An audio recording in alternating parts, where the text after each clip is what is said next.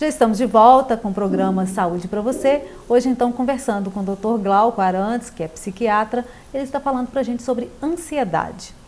Agora, Dr. Glauco, fala para a gente primeiro, quais são os principais sintomas da ansiedade? Bom, os principais sintomas de ansiedade, o número 1 é isso que eu já falei, que é aquela sensação de uma coisa ruim que está para acontecer, que a gente não sabe exatamente o que é. Mas existem sintomas físicos, né, que são fáceis da gente ver. Por exemplo, a insônia. E o interessante é que muitas vezes aquela falta de sono do fim da noite, eu começo a dormir, no meio da noite eu perco o sono e não consigo dormir de novo. Esse é um dos sintomas de ansiedade. Mão suando frio, sensação de falta de ar, de coração disparado, né, isso tudo acontecendo junto. Até descargas intestinais podem acontecer quando a gente está muito ansioso. E os transtornos de ansiedade são vários, não é um só. Então eu tenho a ansiedade generalizada, que é mais isso que a gente está falando, mas o pânico também é um tipo de ansiedade. O pânico é uma sensação iminente que eu vou ter um troço agora, que troço pode ser um infarto, que eu vou morrer agora. E normalmente o fim, né, quer dizer, esse transtorno de pânico acaba no pronto-socorro muitas vezes, né? Que a sensação é muito nítida, muito vívida. Então, isso vem do nada. Vem assim, de repente, no meio da noite, no meio do dia, no meio do almoço, qualquer hora, eu tenho uma sensação que eu estou passando muito mal, que eu vou morrer, mas só que isso não é nada. Chega lá, não é nada assim, né? É uma baita de um ataque de pânico, né? Mas não é um infarto, não é que está tendo um derrame, não é uma coisa assim. Existe um outro transtorno também, até frequente, que às vezes a gente até fala pouco nele, e chama agorafobia. Agorafobia, agora em grego, é praça, lugar aberto. Então tem gente que tem medo de lugar aberto, né? Sente essa reação de fobia, de ansiedade extrema, quando ele está fora de casa, ele se sente seguro só dentro de casa. Mas sempre que ele vai sair, ele fica pensando, e se eu passar mal? E se eu não conseguir voltar? E se eu não conseguir encontrar a saída do supermercado? E se acontecer alguma coisa aqui na igreja, então eu vou ficar perto da porta? Então, tudo isso são tipos de transtorno de ansiedade diferentes. Agora, doutor Glauco, uma pessoa, por exemplo, que tem estupim curto, tem às vezes dificuldade para relaxar, isso são sintomas de ansiedade também ou não? São sim, são sintomas de ansiedade, mas podem ser sintomas de outras coisas também. Por exemplo, pode ser sintoma de um transtorno bipolar, né? No transtorno bipolar, alguns tipos, as pessoas podem ser consideradas aquelas pessoas que têm sempre temperamento forte e estupim curto, né?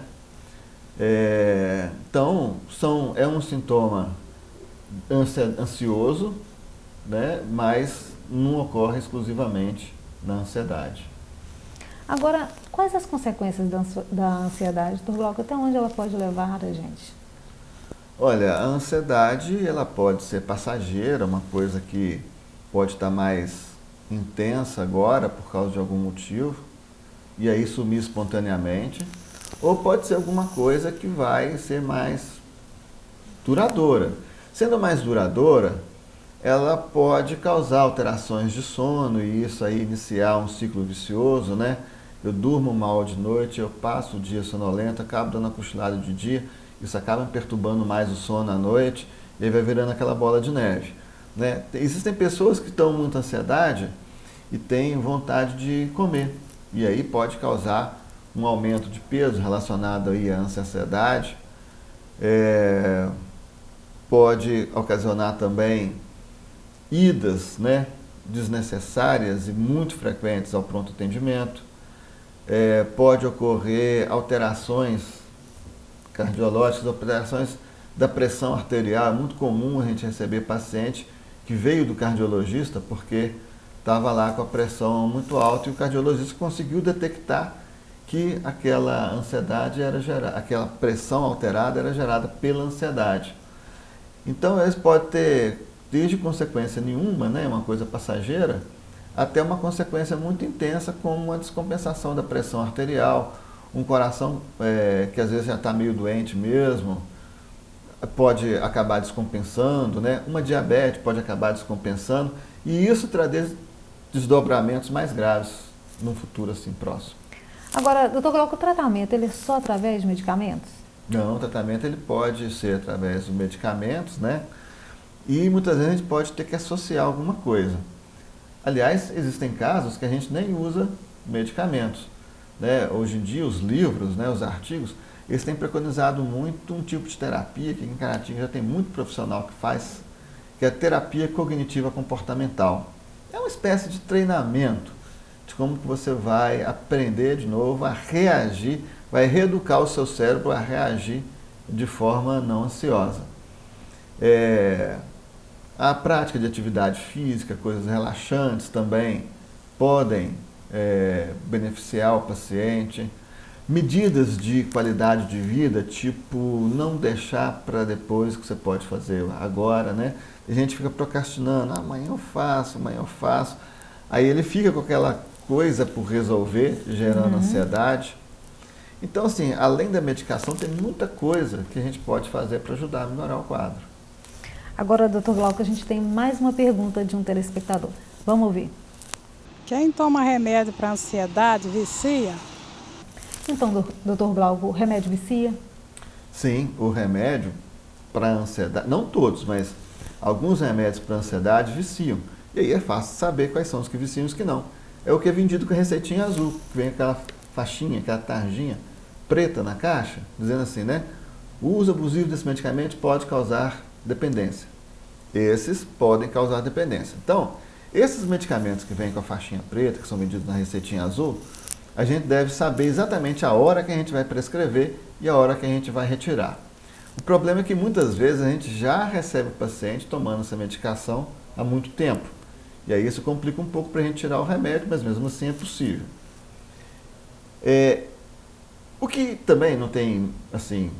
Então esses remédios para ansiedade causam dependência, mas isso não é um impedimento para a gente tratar, porque esses remédios são como se fossem Novalgina. A gente vai ter uma diminuição da ansiedade, tão somente durante o tempo de efeito dele. O efeito passando, a ansiedade tende a voltar. O que trata mesmo esses tipos de transtorno de ansiedade são medicamentos que vêm com aquela tarjinha vermelha e são vendidos com receita, mas não causam dependência. Eles agem sobre o sistema nervoso sem causar dependência. Então, esses é que são os medicamentos que vão curar mesmo. Então, assim, resumindo a resposta, né? Medicamento para ansiedade pode causar dependência? Sim, alguns tipos, só os de faixa preta, que a gente deve usar, então, por pouco tempo. Doutor Glauco, agora a pergunta é da Dayana. Vamos ver a pergunta dela. A ansiedade tem cura? Então, doutor Glauco, a ansiedade ela tem cura? Sim, Dayana, a ansiedade tem cura. Existem vários tipos de evolução, assim, ao longo do tempo, de um transtorno de ansiedade. A gente pode ter uma pessoa que tem um quadro de ansiedade hoje, trata de uma forma ou de outra, e fica completamente curada, e aí nunca mais vai repetir. A gente pode dar alta para esse paciente, suspender a medicação ou o tratamento tranquilamente. Mas existem pacientes que têm um quadro de ansiedade hoje, e daí há muito tempo volta a ter de novo. Muito tempo quanto? 3 anos, 5 anos, volta a ter um quadro de ansiedade de novo. A gente repete o tratamento, muitas vezes com a mesma medicação que já usou antes, aí a pessoa sara e a gente deixa para usar esses medicamentos apenas no caso do paciente ter uma recaída. Existem pessoas que a gente inicia o tratamento, ele melhora, ele fica 100% sem sintoma, fica ótimo, e depois de um certo tempo, quando a gente tenta tirar o remédio, é a conta de tirar o remédio e a pessoa tem uma recaída. Esse tipo de paciente, normalmente, ele precisa de manter alguma medicação de longo prazo como preventivo para recaída. E aí existem ainda outras pessoas que, por mais esforço que se faça, a gente não consegue chegar aos 100% de melhora. Ainda fica um pouco de ansiedade por melhorar. Mesmo a gente associando uma terapia, atividade física. Então, esse tipo de paciente aí a gente já não suspende a medicação, a gente mantém a medicação, a gente tenta diminuir para metade, né, a dose, mas tem gente que nem diminuindo para metade da dose, a gente consegue manter o paciente. Então, esse paciente também precisa de uma medicação de forma constante, como se fosse um remédio de pressão. Então, para algumas pessoas vai ter cura, para outras não. E não existe como a gente saber quem é quem, né? Só a gente tentando. Ok. Então tá aí. As dicas do programa Saúde para você de hoje terminam aqui. Agradeço a sua participação, Dr. Glauco, no nosso programa. E até o próximo programa Saúde para você.